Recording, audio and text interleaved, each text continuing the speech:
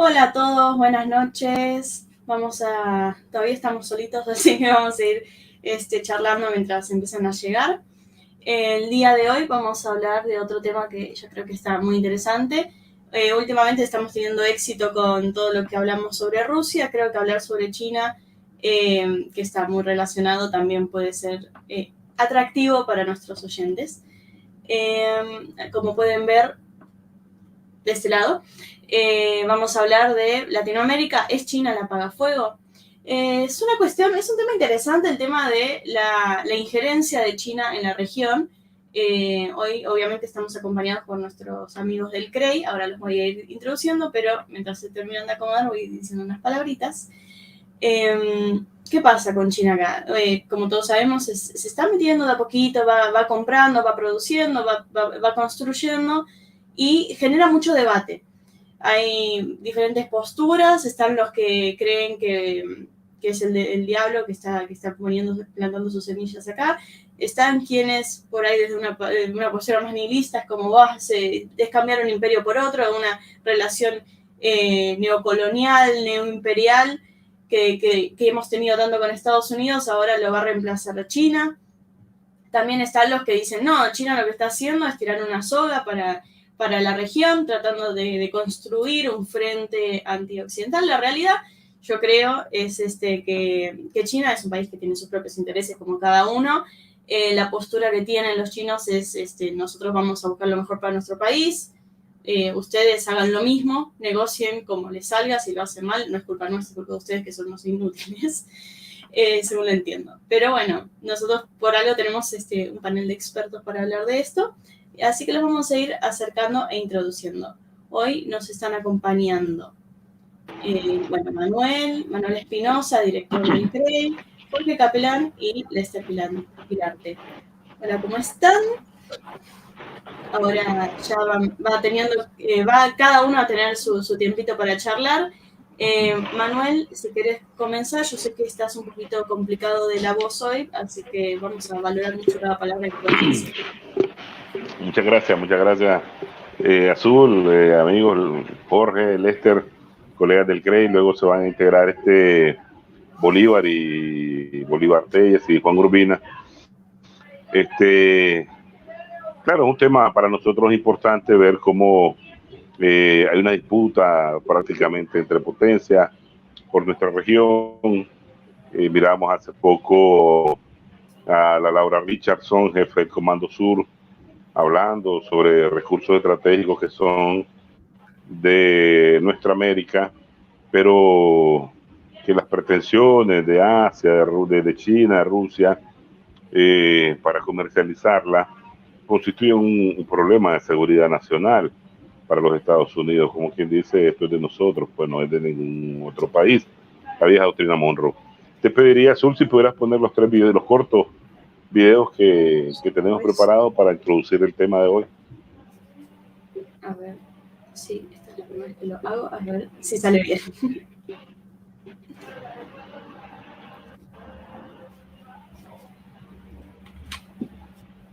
Regimes in Cuba, Nicaragua, and Venezuela, and they continue its extensive disinformation campaign and has media agreements with 11 countries in the region.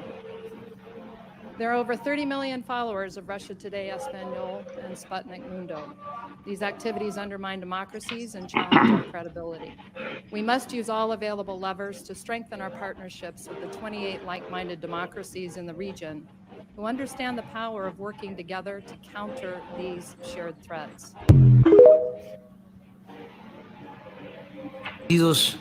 En nombre de Dios o en nombre de la democracia. En nuestro tiempo existe todavía una mezcla de oligarquía y democracia, o una democracia simulada y mediatizada. Es decir, en algunos países impera la oligarquía con fachada de democracia. Por ejemplo, ¿cómo hablar de democracia si dominan las élites y no las mayorías? ¿Cómo hablar de democracia si no existe separación del poder económico y el poder político? ¿Cómo hablar de democracia si en los últimos tiempos se ha dado la concentración de la riqueza en pocas manos más ofensiva en la historia del mundo. La fortuna de una minoría ha aumentado sin límites, sin recato moral alguno, mientras hay 1.000 millones de seres humanos que viven con menos de $1 diario. Nosotros vemos el grave problema que ha creado la invasión rusa a Ucrania. We see the serious problem that the Russian invasion of Ukraine has created. Usted ha dicho, hemos acompañado a la posición en Naciones Unidas de condenar esa invasión. As you rightly pointed out, we have supported the UN position in condemning the invasion. La guerra ha generado un daño inconmensurable a la economía mundial. The war has brought terrible damage to the world economy. Tenemos que trabajar mucho juntos, unir esfuerzos para que esa guerra termine, para que deje de llevarse vidas humanas y para que la economía del mundo se recupere. We need to work a lot together for that war to end, for no more human lives to be lost, and for the global economy to recover as well. Cuando la FAO anuncia que más de 300 millones de personas pueden pasar hambre, la verdad es cuando me doy cuenta que la paz es urgente. Así que todo lo que podemos hacer y trabajar juntos para que la paz se consolide cuanto antes, creo que será muy bueno. When the FAO says that over 300 million people may be suffering from hunger as a result of the war, we see how urgent peace is, and we need to do everything we can and work together to make sure that we can make this end. Yo creo que el gobierno del presidente Biden, como nuestro gobierno, ven en la democracia y en el respeto de los derechos humanos objetivos centrales del desarrollo. I think that both the administration of President Biden and our own see democracy and human rights as central pillars for development. En eso debemos seguir trabajando. And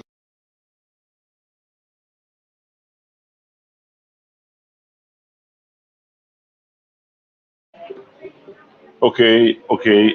Bien, como hemos visto, el primer pequeño y corto video de la jefa del Comando Sur, Laura Richardson, habla de una enorme disinformation campaign, una enorme campaña de desinformación rusa, ¿verdad?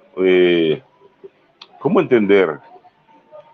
¿Tiene miedo que todo ese andamiaje psicológico, que la industria cinematográfica, la industria de la desinformación norteamericana se viene debilitando por otro tipo de espacios noticiosos, informativos? ¿Cuál es el interés real de que nosotros escuchemos solo sus medios, ¿verdad?, masivos de información? Y por eso nos explicamos ese enorme plan que contempla la rusofobia a nivel global, ¿verdad?, de separarnos, de escuchar y comprender otras visiones. En el segundo video vimos una expresión de AMLO muy directa, muy clara, sobre ese tipo de mentiras bases que han excusado tantas guerras, tanto intervencionismo, tanto miedo para que sientan los pueblos con enemigos de los Estados Unidos, y términos como democracia, libertad, han sido los que han servido para llevar la destrucción, ¿verdad?, económica, el atraso económico, la desolación, la muerte al planeta entero. Y el tercero, un tanto incomprensible, sin querer intervencionista, ¿verdad?, en políticas externas, la parte donde dice el presidente argentino que es por culpa de la guerra rusa en Ucrania, ¿verdad? Pero entonces teníamos otros videos donde Mike Pompeo, el ex jefe de la CIA y también secretario del Departamento de Estado, en su último libro asegura que dieron más de $1.000 millones a Juan Guaidó para hacer democracia, porque era una opción un tanto a la medida para no tener que intervenir militarmente, como pedían otros acuerdos en la Casa Blanca. Entonces, vemos siempre que Latinoamérica camina un vaivén entre la amenaza y el intervencionismo norteamericano, y nuevas oportunidades, como en días recientes la presidenta de Honduras, Xiomara Castro, ha anunciado la ruptura de relaciones con la República de Taiwán y el establecimiento de las relaciones diplomáticas con la República Popular de China. Entonces, vemos nosotros, como bien decía Azul en tu introducción, una entrada bastante calma, bastante segura de China en nuestro continente, y la verdad es que en su gran totalidad los presidentes de América Latina y el Caribe, independientemente a la élite de poder económica a la que pertenecen, están pendientes de las oportunidades que les puede dar China, que son muy diferentes a las ya conocidas por el sistema Bretton Woods, el Banco Mundial, el Fondo Monetario Internacional, que te condicionan, que más bien te empobrecen, que te endeudan, que te esclavizan económicamente por décadas y décadas. Con esto quiero introducir, ¿verdad?, los temas que mis colegas van a exponer. Sin duda alguna lo van a hacer de una manera excelente, con profundidad analítica. Y estos apenas son temas introductorios, más lo que cada uno de ellos me imagino que va a colocar en este programa de hoy jueves, el Centro Regional de Estudios Internacionales CREI, junto con ACTV, esa poderosa cadena argentina que tiene una difusión casi total a América del Sur y ya en la región centroamericana. Saludo a Marcelo y a Ivonne, que tenemos días de no verlos. Adelante, y felicito a mis colegas. Les doy la bienvenida a Bolívar, Jorge y Lester. Muchas gracias, Manuel. Jorge, si querés arrancar vos. Sí, ahí está. Sí, yo quiero decir que yo desearía que hubiera una voluntad política firme de parte de nuestros gobiernos, de progresistas, pues, o que dicen ser progresistas, dicen representar los intereses populares. Creo que la realidad es más compleja que eso. Indiscutiblemente estamos en una etapa histórica de debilidad del imperio occidental, de decadencia del imperio occidental. Por cierto, es una etapa histórica que se viene vaticinando desde los años 70, pero que se vino a materializar en el siglo XXI, ¿no? Y estamos viendo cómo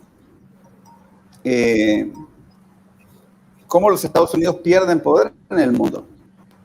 Y no solamente los Estados Unidos, sino todo el imperio, digamos, que han logrado construir de un carácter supranacional, ¿no?, global, de la mano de la OTAN, que es su brazo militar a nivel geopolítico. Y es innegable, ¿no?, que los Estados Unidos están perdiendo el liderazgo económico, científico, técnico, incluso hasta podríamos decir ideológico a nivel mundial. El problema es que en el hemisferio occidental, y nosotros estamos en el hemisferio occidental, desgraciadamente, algunos quieren decir que nosotros somos occidentales, cosa que yo no creo tampoco, para nada, no lo somos, somos en realidad producto del crimen brutal, del genocidio, del epistemicidio, de la colonización europea del mundo, que vino a cambiar, no solamente vino a cambiar a estas tierras, sino a todo el mundo, vino a organizar el mundo de acuerdo a un mercado mundial centrado en los intereses financieros, capitalistas, primero británicos, franceses, noreuropeos, holandeses, ¿no?, y luego, bajo la égida del capital estadounidense, Y eso cambió a todo el mundo, ¿no? Nos creó inclusive hasta toda una identidad racial a nivel del mundo. ¿Quién era más civilizado y quién era menos civilizado? Entre más cerca de ellos, más civilizado se era. Nosotros aquí en América Latina, ¿no? En la mal llamada América Latina tenemos 30 y tantas naciones, ¿no?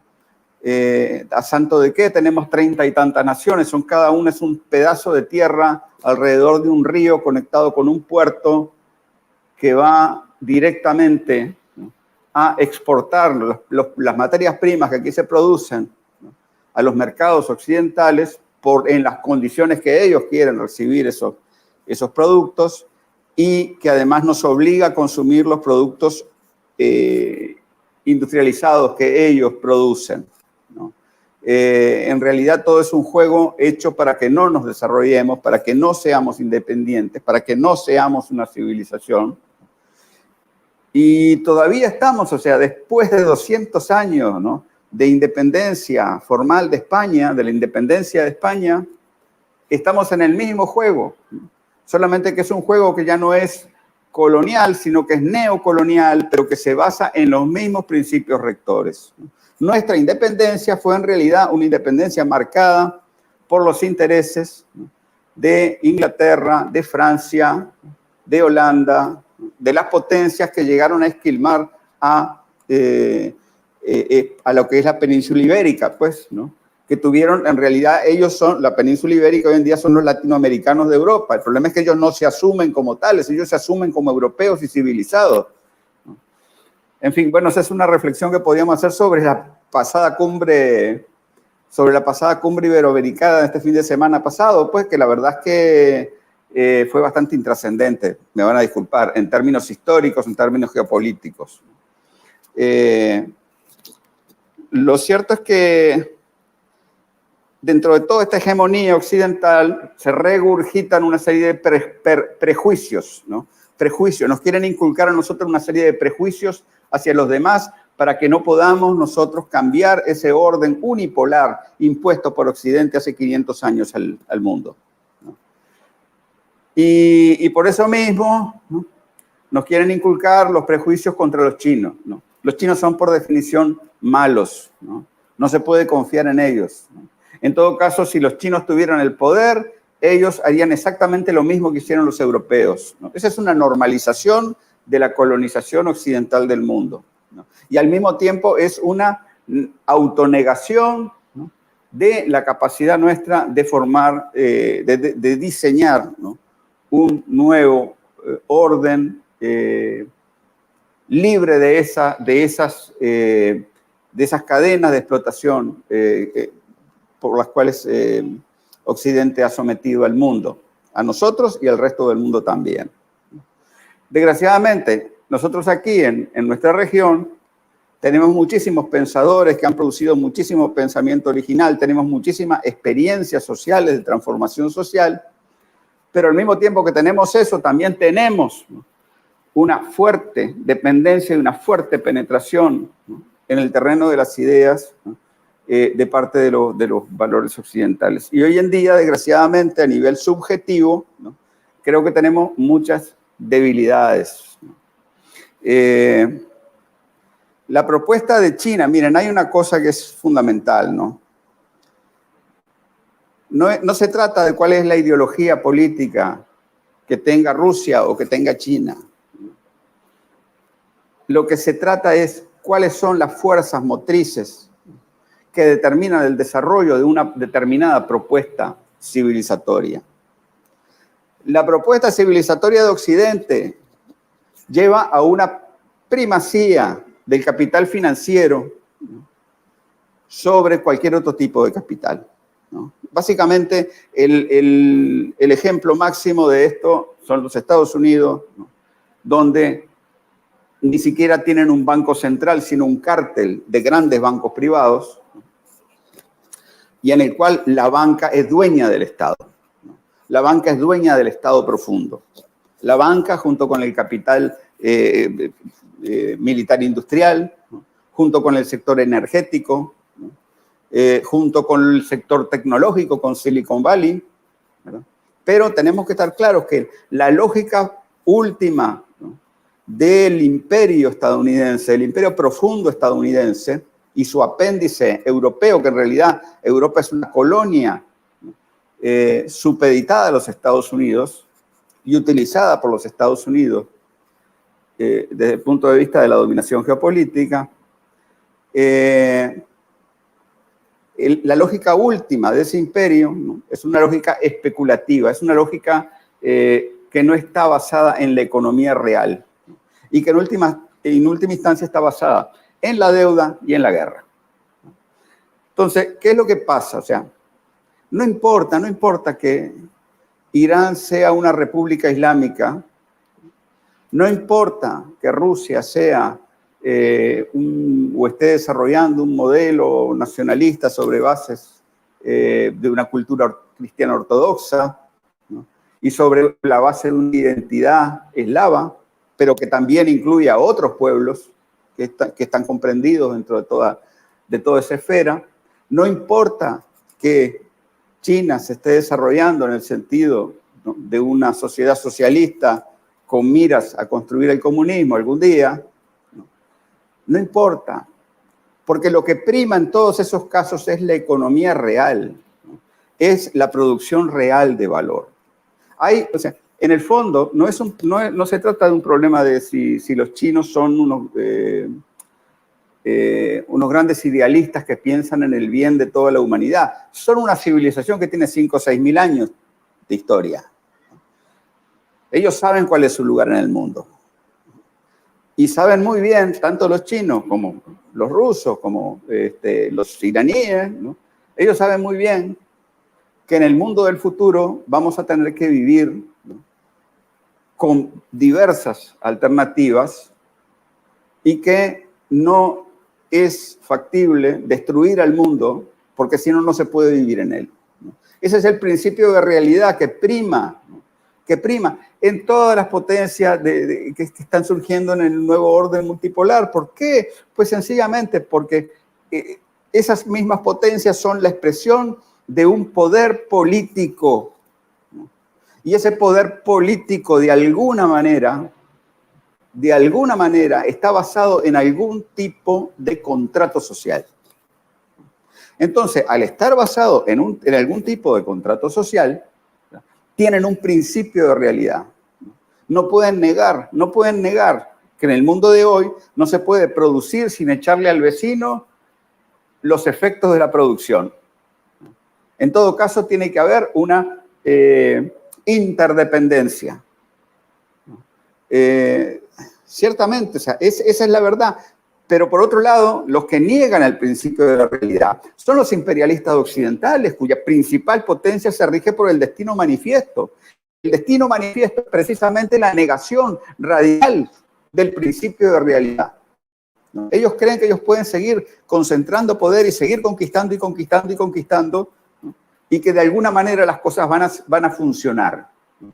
O en todo caso también, obviamente, como los globalistas piensan, ¿no?, por lo menos los del Foro Económico Mundial y todo eso, ¿no?, incluso a costa de provocar un genocidio a nivel mundial para que la población sobrante, la población que estorba, ¿no?, librarse de ella y dejar al mundo como un coto de casa privado del 0.001% de la humanidad, que son la élite de poder, ¿no?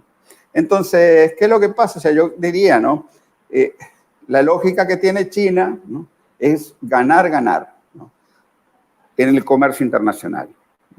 O sea, no venir con puntos de vista sobre cuál es el sistema político, ¿no?, del prójimo, sino plantear alternativas de manera de que se satisfagan los intereses chinos y los intereses de la otra parte, ¿no?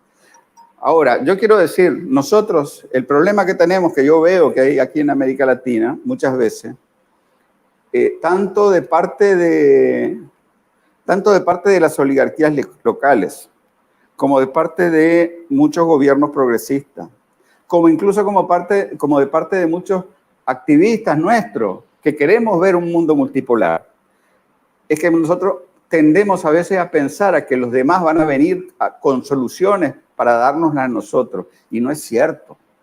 Nosotros aquí, ¿no? Aquí donde vivimos, que yo le llamo Abya Yala, tenemos que construir nuestra propia alternativa civilizatoria. No va a venir nadie desde afuera a dárnosla. Y aquí somos una síntesis nosotros de olas migratorias que han venido de afuera, pero también somos una síntesis de una cultura que estaba antes, ¿no? Y que todavía está ahí, ¿no?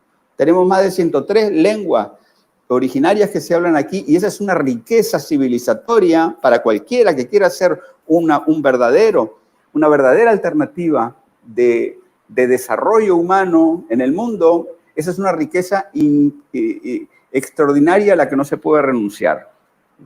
Entonces, todavía estamos como enguerrillados en muchas luchas pequeñas. No puede ser. Tenemos que tomar el futuro en nuestras manos, ¿no? Y bueno, pues no podemos tampoco culpar a los chinos, ¿no? Si nosotros mismos no cuidamos lo nuestro, no ponemos los límites, ¿no? A las cosas que nosotros estamos dispuestos a que se hagan o no se hagan.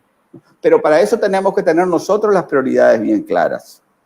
Y eso va para Rusia, va para China, pero no es cierto. O sea, Rusia y China saben muy bien que si ellos se lanzaran a una guerra de conquista aquí en nuestra región, ¿no? Todo el mundo saldría perdiendo. Ellos saben muy bien que la prosperidad nuestra también es una precondición para una prosperidad de ellos. E incluso, por ejemplo, ¿no? China tiene su planteamiento, ¿no? De una prosperidad razonable, que tiene puntos comunes, ¿no? con lo que aquí en nuestra región le llamamos el buen vivir, ¿no? En fin, yo quiero que salgamos de todo eso, de que lo que dice el imperio occidental es: después de mí la debacle, todos los demás van a ser peores de lo que yo he sido, por favor, acepten, sométanse a mí, porque yo soy malo, pero siempre seré menos malo que los otros. Quitémonos eso de la mente, ¿no? No podemos nosotros seguir con ese velo en los ojos. Entonces, eso es lo que yo tendría que comentar como tal vez una introducción al tema de si China es el apagafuegos o no el apagafuegos, ¿no? Bueno, tal vez ver a China como un apagafuegos es en cierta manera una forma de oportunismo, ¿no? Diría yo, ¿verdad? Venga del lado progresista o venga del lado de la derecha. Y otra cosa que quiero agregar también, que no lo había dicho, es que de las oligarquías no esperemos nada, porque ellas lo que esperan es hacer negocio con China o con quien sea, como la calle Pou en Uruguay, hacer negocio con China, pero precisamente, ¿no? Olvidándose de las necesidades del país, ¿no? Y esas élites son tan apátridas y tan poco interesadas, son tan rentistas, ¿no? Tan volcadas hacia el exterior, que son las menos indicadas para liderar ningún proyecto de desarrollo en un mundo multipolar. Gracias. Gracias, Jorge. Sí, yo creo que es verdad. O sea, hay un problema de perspectiva histórica en nuestras sociedades por estos lados. Cuando estás hablando de naciones que tienen miles y miles de años de historia, es difícil, es increíble cómo uno puede, desde su lugar de 200, 300 años de historia formal, sin contar otras, que es lo que había ya antes, pero hablando de lo que por ahí en ciertas regiones se siente más acá. Es increíble como uno no lo puede ni siquiera procesar. Es muy llamativo y es muy peligroso porque no es solo a nivel social, sino a nivel político y de políticos tomadores de decisiones, que eso es lo peor. Pero bueno, no estoy yo para hablar acá solo. Lester, si querés seguir y después ya vamos a Bolívar. A ver qué tenés para decir. Ahí estás muteado, Lester. ¿No? Ahí va. Ahora sí. Ok. Buenas noches, hola, ¿qué tal? ¿Cómo están? Pues un saludo pues a todos los que nos están sintonizando. Nuevamente estamos en el programa pues haciendo un análisis de toda la coyuntura internacional. Yo me quiero enfocar algo muy importante y esto va como una crítica constructiva a las potencias que están surgiendo, como es Rusia y China. Si algo que ha hecho muy bien los Estados Unidos, y hay que reconocérselo, es que durante ellos han sido imperios, se han preocupado de que los países que en vías de desarrollo, ya sea unas potencias en desarrollo, países en desarrollo, dependa de su finanza, de su dinero, pues. Y miren qué interesante, la ONU. ¿Quién es el mayor aportador económico en esa organización importante a nivel mundial que aporta dinero en efectivo? Es Estados Unidos. Entonces ellos se han preocupado de que el mundo dependa de los Estados Unidos, de su finanza, de su dinero. Es por eso que muchos países ven ese lado como algo interesante para su desarrollo, que sean dependientes de ese dinero, ¿ya? Entonces, por una parte, yo creo que tiene que hacer un gran esfuerzo Estados Unidos, China y Rusia, de que esa parte esencial sea desificado, pues, en la ONU, porque prácticamente las tomas de decisiones de una persona que aporta totalmente el dinero influye ya en las tomas de decisiones de la ONU. Por eso es que a veces miramos declaraciones del secretario general de la ONU, a veces a favor de Estados Unidos, pues muchas veces, incluso da declaraciones a favor de Europa. Y eso conlleva a que Estados Unidos siempre, por una parte de que siempre se ha preocupado, y yo he hecho algunos comentarios respecto a eso, es de que ningún país, ya sea en Latinoamérica, no tenga una claridad política, una dirección política. Porque para ello ya es grave que un país tenga una dirección política. ¿Por qué? Porque un país con una dirección política tiene el poder de tomar decisiones claras para su país, tomas de decisiones. Por eso que a veces miramos las tomas de decisiones, por ejemplo, Finlandia, que acaba de firmar el presidente de anexarse a la OTAN. Miramos también de cómo el presidente Alberto Fernández fue a Estados Unidos, pues, y eso que ha tenido históricamente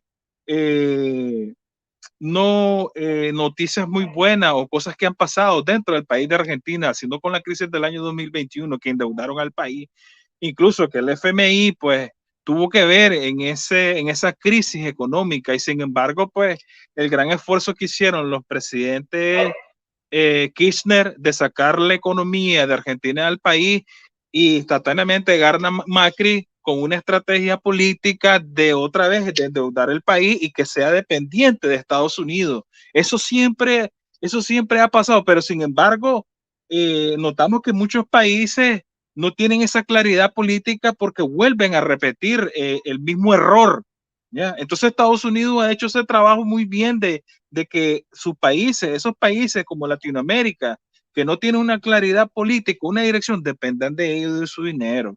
Y miramos como México, que estuvimos hablando el programa pasado, y esto lo voy a decir como una manera de reflexión para que observemos el punto de partida, es de que el presidente de México pues ha llevado a su pueblo a que tenga una dirección clara, que qué es lo que quiere para su país. Sin embargo, pues yo mencioné que muchos presidentes habían pasado y no tenían esa dirección política, y hoy es el ataque, el acoso de atacar al presidente de México porque tiene una dirección política de su pueblo organizado, de poder enfrentar los problemas económicos. Miramos por el otro lado el presidente de Colombia, que supuestamente es de izquierda, pero tiene negociaciones políticas con Estados Unidos, inclusive, pues, eso te lleva a tener una gran dependencia del dinero de los Estados Unidos. Entonces, yo creo que esa carrera ahí, creo que China y Rusia tienen que trabajar muchísimo, porque no es lo mismo que una influencia, una superpotencia que aporte todo el dinero a que haya 5 potencias que puedan aportar ese dinero. Ya, es la manera de influir. Ya, ¿de qué manera? Claro, la manera más frágil que ha tenido Estados Unidos de poderse introducir en la mente de los seres humanos, y como realmente se observó en el video de la jefa del Comando Sur, es que ella está preocupada por la influencia que ha tenido los medios de comunicación, de que China y Rusia, principalmente China, no influya en su territorio como es Latinoamérica. Entonces, esa es una parte que yo creo que la carrera de las finanzas que ha hecho Estados Unidos con el Fondo Monetario Internacional es que siempre ha sido una estrategia para que los países se endeuden con el FMI y dependan de él toda la vida. Principalmente voy a poner un ejemplo. Miren en Nicaragua. En los gobiernos liberales, perdón, el FMI vino a Nicaragua y prácticamente tenía una oficina ahí en el Banco Central. Luego que gana el comandante Daniel Ortega, comienza a trabajar. No podemos seguir dependiendo del FMI. No podemos seguir cometiendo el mismo error. Entonces comenzó a administrar su casa, la finanza, su economía, las tomas de decisiones, y de un momento a otro, creo que todo el mundo sabe esa noticia, incluso el pueblo de Nicaragua, que un momento llegó al FMI, pues bueno, no necesitamos más que empaquen y vayan a su casa. Hoy el FMI únicamente observa de la buena administración y de las finanzas que hace el gobierno. Pues, ¿por qué? Porque es la manera de cómo, ya le decía el compañero Jorge Capelán, de que nosotros tenemos que ser capaces de tener un país civilizado, donde nosotros pensemos por nosotros mismos y defendamos nuestros intereses nacionales. ¿Y qué es lo que conlleva eso? De que en esta carrera depende prácticamente de que Estados Unidos, ningún país tenga esa claridad política, esa dirección de poder tomar decisiones. Es por eso de que hoy vemos que puede influir en muchos países. Ya miramos el ejemplo ahorita de Brasil, pues. La nueva presidenta de Brasil, Dilma Rousseff, que es la nueva presidenta del BRIC. Nosotros habíamos hecho un análisis acerca de eso, de que qué pasaba, comentarios iban, venían, que posiblemente podía salirse, pero observamos la claridad que tiene el presidente Lula, no, es el momento. Y ahora ella es la nueva presidenta del BRIC. Entonces hay un camino que es la lucha por la influencia.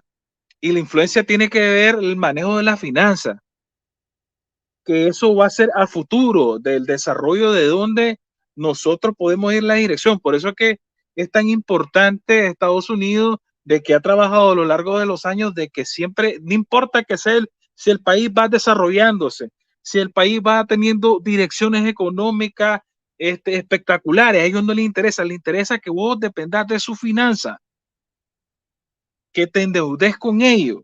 Y el FMI nunca ha tenido una razón de bienestar para un país. Si ustedes miraron o hemos mirado a través de la historia, Estados Unidos no tiene amigos. Sí, lo que ha dejado en la historia Estados Unidos de sus aliados, de sus supuestamente amigos, entre comillas, es que los abandona cuando tienen momentos de crisis.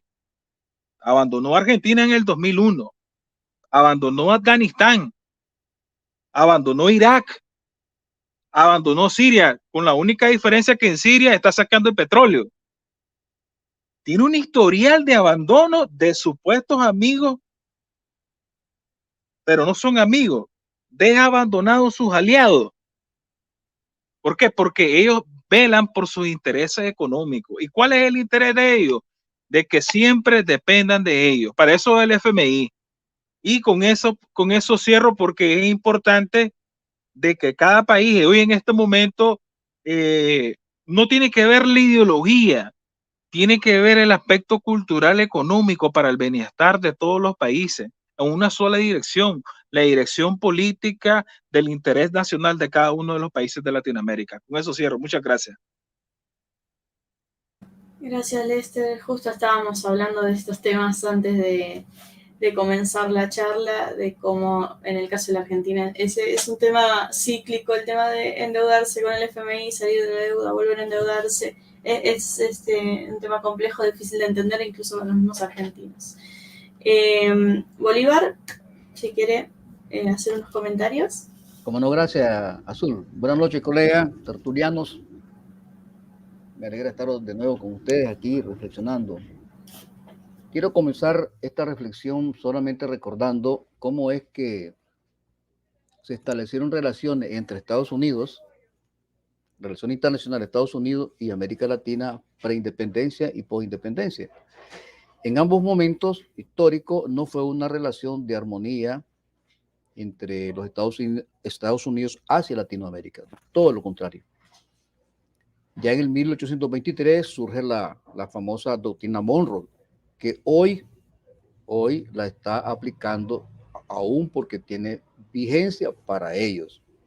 No es casual que la señora general, la jefa del Comando Sur, haya expresado esas opiniones donde dice que tienen los Estados Unidos recursos naturales en América Latina. Eso es doctrina Monroe, definitivamente. Su expresión va dirigida contra el papel de Rusia en América Latina y también de China, que hacen presencia, establecen convenios de cooperación con algunos países de América Latina, y esa es una cooperación de beneficio mutuo entre estas naciones. Caso particular de Nicaragua, Cuba y Venezuela, y recientemente Honduras con la presidenta. Entonces, esas nunca han sido relaciones armoniosas y de ganancia mutua y de respeto, todo lo contrario. En este contexto actual está en la emergencia un mundo multipolar y hay una fractura, una crisis grande del sistema capitalista que dentro de ello se nota cómo el Estado-nación norteamericano, utilizado por las élites imperialistas financieras, están utilizando desde hace muchos años todos los instrumentos de poder que tiene el Estado-nación norteamericano, como es el Ejecutivo, el Congreso, el Departamento de Estado, el Tesoro de Estados Unidos, que sirve para sancionar a empresas incluso de Francia, que se atrevió a negociar con un país árabe que estaba sancionado. Y en América Latina no se diga, aquí ya son campeones. Por otro lado, en mi reflexión me surge la inquietud, y es que en América Latina el tipo de burguesía y oligarquía que existen en estas naciones son, voy a decirlo en el caso de la burguesía, una burguesía que fue castrada desde su nacimiento en sus aspiraciones de convertirse en una burguesía industrializada.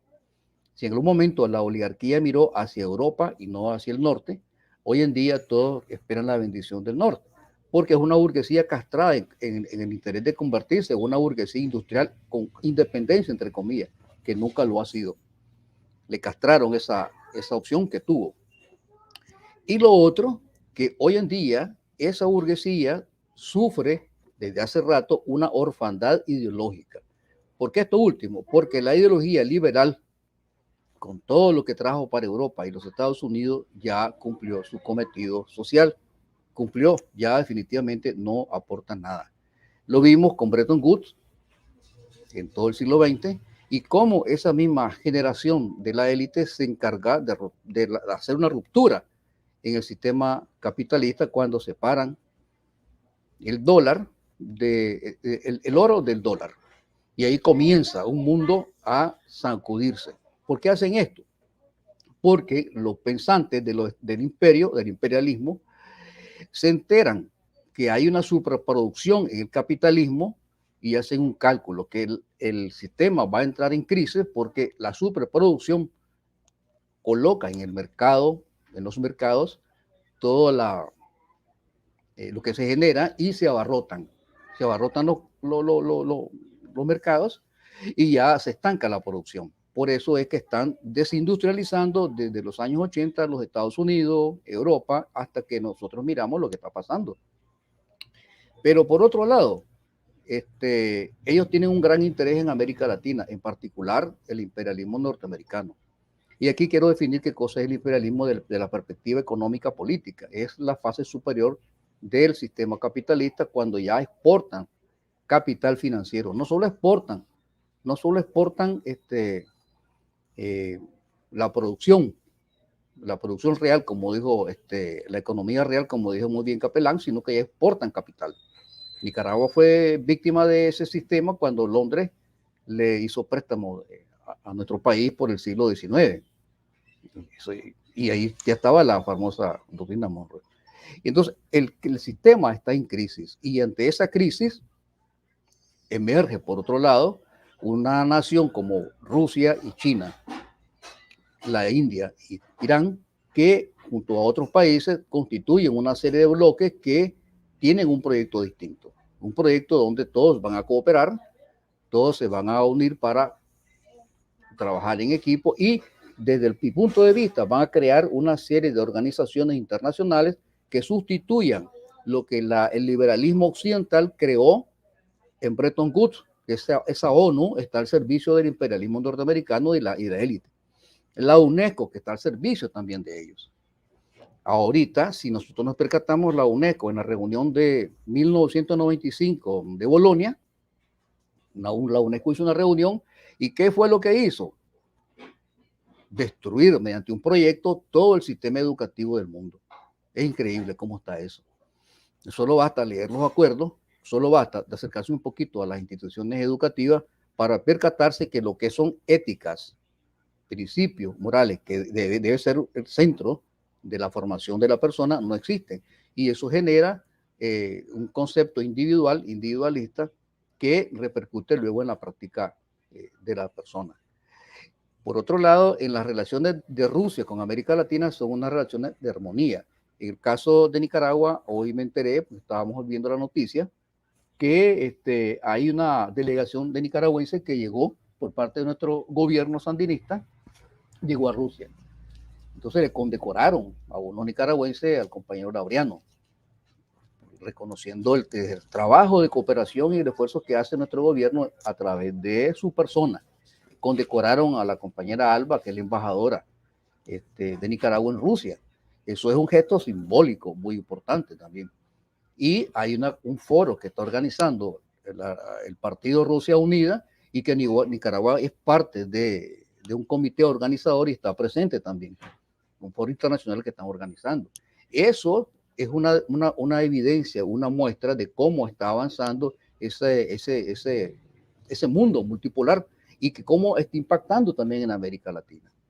Sin duda, pero para que podamos hacer eso, los nicaragüenses necesitamos, como la evidencia me lo dice, un instrumento político que se llama Partido Revolucionario. Y los nicaragüenses lo tenemos y está gobernando para el pueblo. Pero además de eso, ese partido necesita un programa político, económico, social, que beneficie a la mayoría del pueblo. Y aquí lo estamos viendo.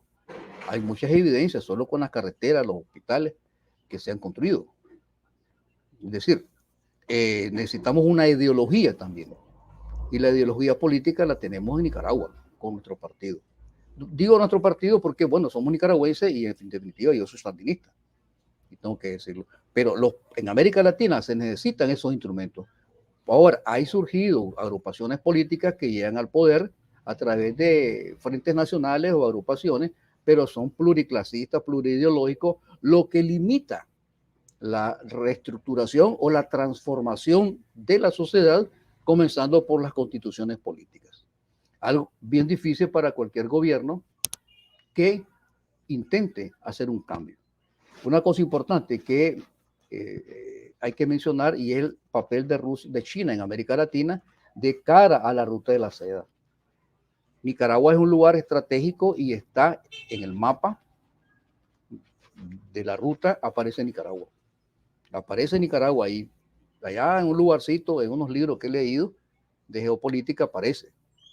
Y no es casual, no es casual. Es que aquí es la parte más interesante y este pedazo de tierra estratégicamente es importante. En América Latina, sí se necesita en América Latina ese tipo de partidos, de gobierno, pero los gobiernos, desde mi punto de vista, pluralista, plurideológico, pluriclasista, no resuelven los problemas de fondo que tienen las naciones. No lo resuelven, porque no tienen un programa único. No tienen un programa donde pueda hacer realmente aglutinar a la gente, a los distintos sectores. Es difícil poder aglutinar a esa burguesía castrada, a esa burguesía, digo yo, huérfana ideológicamente, porque el liberalismo ni siquiera lo hacen de ellos. Lo que hacen es agarrar la señal de los Estados Unidos para que cumplan sus órdenes. Y en América Latina está emergiendo también una fuerza revolucionaria que pronto van a hacerse cambios, pues. En el mundo, sobre todo en Europa, que es el ejemplo por excelencia de revoluciones, desde la Revolución Francesa hasta hoy, están dando la batalla los trabajadores franceses por una serie de condiciones que les están imponiendo el gobierno con relación a la jubilación. ¿Ves? Entonces, eso es importante abordarlo porque Rusia ni China son países, naciones que vienen a avasallar a estos pueblos. Rusia se reunió antes de reunirse con Xi Jinping con los presidentes de países africanos.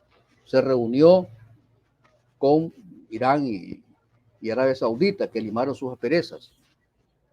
Y después se reunió con Xi Jinping. Es decir, toda una articulación a nivel internacional que ayuda a impulsar ese mundo unipolar que es urgente.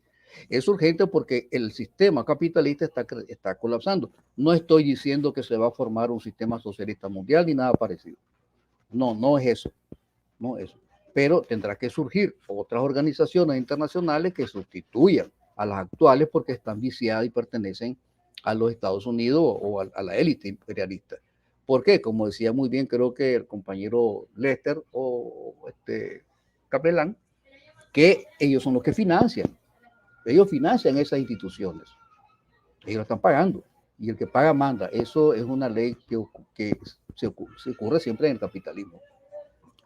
Y en América Latina está Rusia, está China y está Irán también. Tienen presencia porque están buscando cómo ampliar sus horizontes y lo que hace falta es América Latina, pues que también se establezcan esas relaciones. Lamentablemente encontramos presidentes como el caso de Alberto Fernández. Bueno, es lamentable. Pero la actitud del presidente de México ahorita es una actitud digna, decente, patriótica, revolucionaria. Está defendiendo la soberanía de su territorio, de su espacio aéreo, de soberanía alimentaria, soberanía marítima, y está defendiendo su nación. Eso es digno de tenerlo presente en todo momento porque es parte de un proyecto. De hecho, él habla ahí de la Cuarta República, es un proyecto que está ahí, va avanzando gradualmente, ¿no? Y ya con esa gesto que tiene ahorita, pues definitivamente se gana mi respeto y el de todos los revolucionarios de América Latina. No se puede pedir más.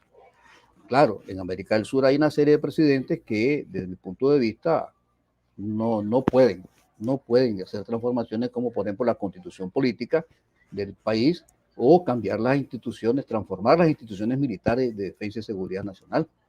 Y una tarea pendiente que tenemos los latinoamericanos ahorita es la seguridad hemisférica, seguridad y defensa hemisférica. Eso, del punto de vista militar, es urgente. ¿Por qué digo urgente? Porque la OTAN está convirtiéndose en un instrumento mundial del imperialismo norteamericano. Ya tiene una OTAN allá por Nueva Zelanda, por Australia, hasta Japón. Y en América Latina, Colombia es observador, invitado, no sé. Y hay 7 bases militares de los Estados Unidos en Colombia. Y tenemos la Malvinas, que es un territorio que ilegalmente lo ocupa el Imperio Británico. Entonces, ahorita es crear ese sistema de defensa hemisférico que la CELAC lo abordó en su momento y que, bueno, se quedó estancado. Sistema de seguridad y defensa hemisférica que defienda los intereses nacionales aquí en América Latina. Muchas gracias. Por ahí lo dejo por el momento. Gracias, Azul.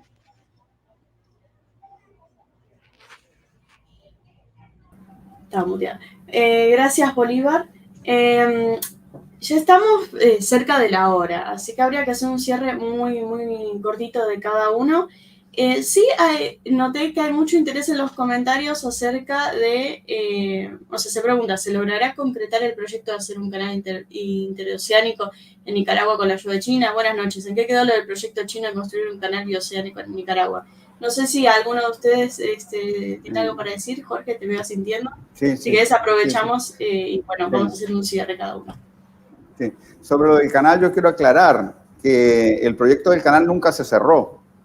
Y más bien, Nicaragua ha venido construyéndolo en la práctica. Lo que pasa es que cuando se lanzó el proyecto en el año 2013, las condiciones geopolíticas para que se hiciera de aquella forma no estaban dadas, ¿no? Todavía hacía falta muchas cañas que moler, tanto del lado chino como del lado nuestro, como del lado, digamos, global, ¿no? Es muy serio que un país extrarregional quiera meterse a hacer un canal en Centroamérica, ¿no? Esas son palabras mayores. Pero lo cierto es que antes de eso, Nicaragua no tenía puertos de aguas profundas en el Caribe. Nicaragua todavía hoy en día no tiene puertos de aguas profundas en el Caribe, ¿no? Tiene que depender de los puertos de aguas profundas que hay en Costa Rica o que hay en Honduras, ¿no? Y todo eso encarece enormemente el comercio mundial. Es más, Nicaragua hasta hace poco no tenía lazos, o sea, carreteras que conectaran el Caribe con el Pacífico. Es increíble, ¿no? Esa es la ilustración más palmaria, ¿no?, de cómo funciona el modelo colonial y neocolonial, ¿no? Somos países que estamos hechos para que no seamos viables, ¿no? Nos hicieron así, ¿no? Nos hicieron totalmente orientados al mercado mundial en las condiciones de los occidentales. La cosa es que durante todos estos años, ya hoy en día, por ejemplo, ya se consiguió el dinero para hacer el puerto de aguas profundas en Bluefields, en el Caribe. Ya se están haciendo las obras para el puerto de aguas profundas en el Pacífico, ¿no? Ya tenemos hermosas carreteras, hermosos puentes de muy buena calidad, ¿no?, que unen el Caribe con el Pacífico, lo que quiere decir, ¿no?, que ya tenemos una conexión terrestre, ¿no?, para el comercio mundial, ¿no? Y obviamente, cuando estén dadas las condiciones, el canal interoceánico, el canal acuático, ¿no?, el canal húmedo, se va a construir, ¿no? No les quepa la menor duda, ¿no? Eso no es un problema de caprichos del comandante Daniel Ortega del Frente Sandinista. Es un tema que tiene que ver con la historia de este país, ¿no?, el tema del canal, ¿no? Nicaragua y el canal y los intereses imperialistas por el canal están íntima e indisolublemente ligados, ¿no? Y precisamente la victoria del pueblo nicaragüense sobre la opresión imperialista de Estados Unidos, ¿no?, estará marcada por el desarrollo exitoso de esta obra del canal interoceánico, que es una necesidad estructural del comercio mundial, ¿no? Solamente yo quería comentar un par de cosas más, ¿no? Primero, creo que tenemos serias debilidades, ¿no? Nosotros no estamos hoy en día en la situación en la que estábamos cuando dijimos ALCA al carajo, cuando Bush quería vendernos el proyecto del ALCA, y los movimientos sociales del continente se unieron, ¿no?, y en la cumbre de Mar del Plata hicieron fracasar ese proyecto imperial de Bush, ¿no? En todos estos años de lucha y de resistencia, de alguna manera como que el imperio con sus mecanismos de dominación nos ha descentrado de cierta forma, ¿no? Tenemos que hacer mucho más para promover una conciencia geopolítica, ¿no?, a todos los niveles, ¿no?, tanto los partidos como los movimientos sociales.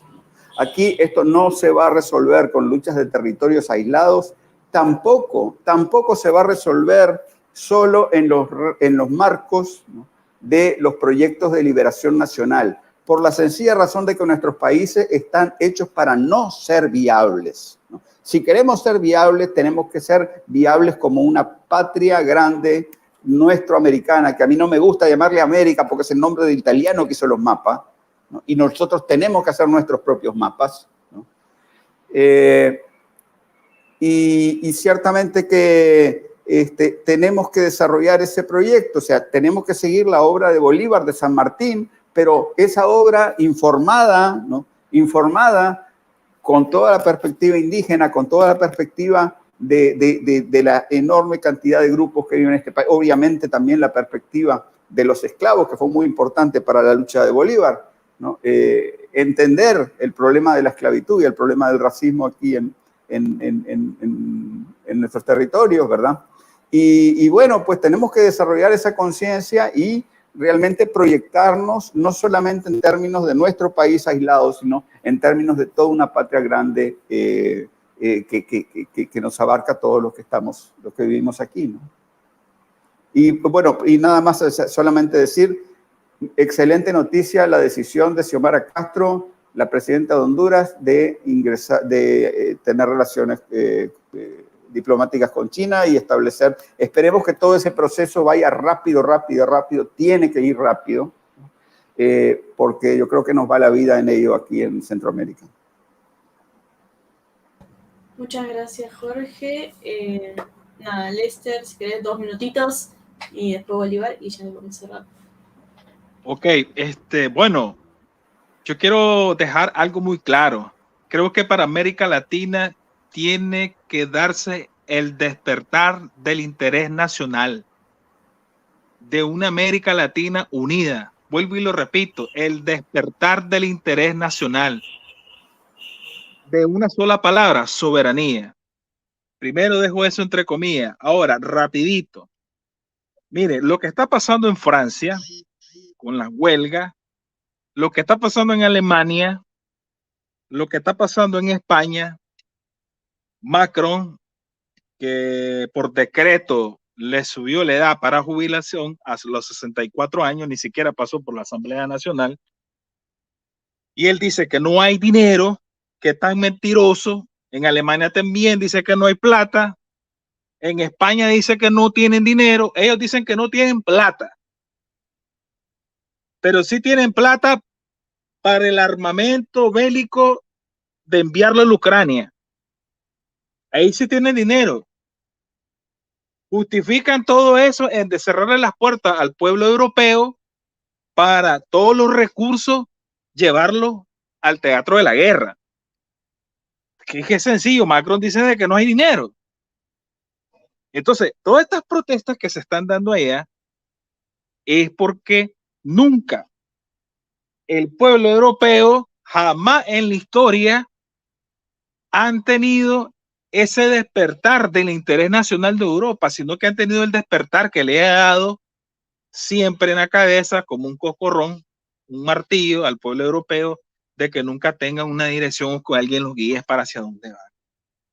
Si algo estoy sorprendido, donde supuestamente un político europeo que dijo que Europa era un jardín, pero yo creo que ese jardín siempre el que ha llevado la batuta ha sido Estados Unidos, porque todas las decisiones que toma Estados Unidos ya la avalan. Entonces, hay que ver la diferencia, ¿ya? De como nación, como el despertar, ¿qué puede hacer el despertar por tu pueblo, por tu nación? ¿Cuál es lo mejor? Entonces, no me cabe más a mí la duda de que nunca jamás en la historia de Europa, independientemente de que ellos se llamen que siempre se han llamado el país más desarrollado de todo el planeta, pero no saben tomar decisiones políticas propias, sino que ha tenido que siempre depender de las tomas de decisiones de un país extranjero que se llama Estados Unidos. Qué interesante, ¿no?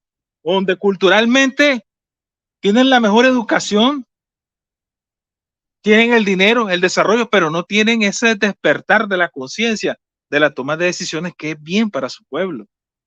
Entonces, te das cuenta de que esos gobiernos de élite, porque son gobiernos de élite, ni uno de ellos son gobiernos que vienen del pueblo europeo, son gobiernos de un pequeño grupo que toma decisiones que no le benefician nada al pueblo, sino que lo único que le interesa es la toma del poder por medio de la guerra. Y todos los recursos económicos y financieros tienen que ir destinados para la guerra, pero no para el pueblo europeo.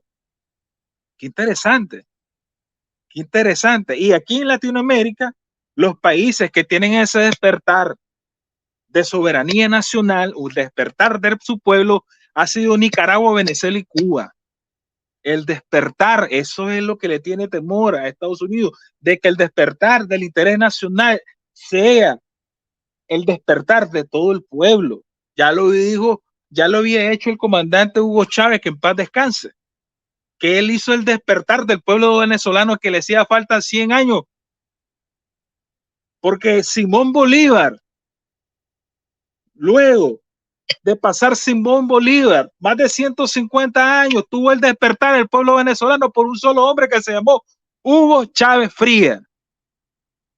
No es porque la parte ideológica que dice Estados Unidos, que va contra sus intereses, sino que Hugo Chávez hizo el despertar del interés nacional hacia el pueblo venezolano. Eso es lo que le teme. Entonces, hoy no se está hablando claro que tiene que ver el interés nacional, pero también si vos como persona no estás consciente de lo que está haciendo tu país por el desarrollo, por las preocupaciones más fundamentales de tu pueblo, nadie lo va a hacer.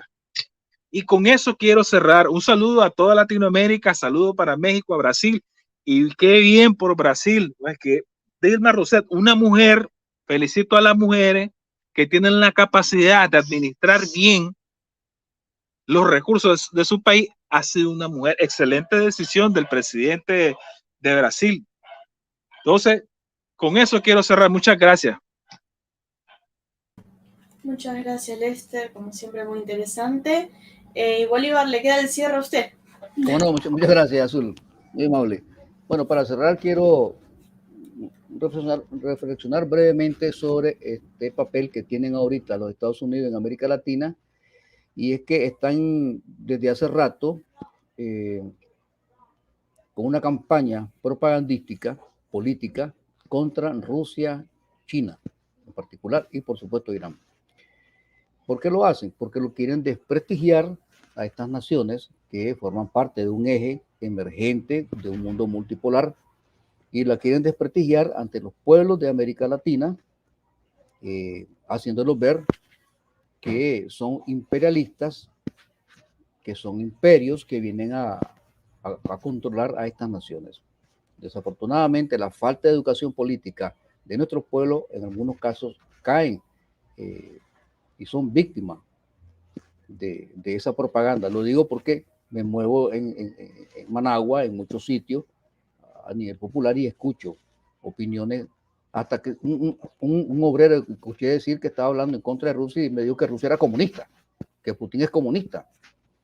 Es decir, ante situaciones de esas que solo caen en la propaganda imperialista, que incluso el radio aquí en Managua, como parte de la democracia revolucionaria que vivimos, que ellos despotrican de esa manera contra Rusia y contra China, pero es parte de esa propaganda política para desmontar una imagen que se está realizando con esos países.